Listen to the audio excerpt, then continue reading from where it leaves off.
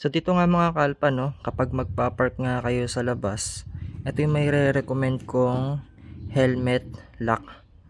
So hindi basta-basta napuputol to. Yung sa loob nito gawa siya sa metal. Ayan, no.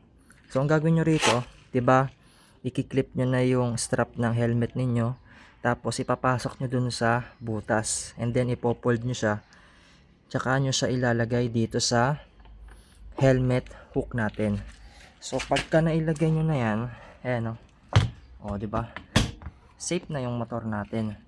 So ayusin nyo na lang yung pagkakalagay para hindi mabangga sa parkingan, no. So yung sa kabila naman, doon nyo naman ilalagay. So murang mura lang to, ayan, hindi nila magugupit to, talagang safe na safe ito. Ayan, no.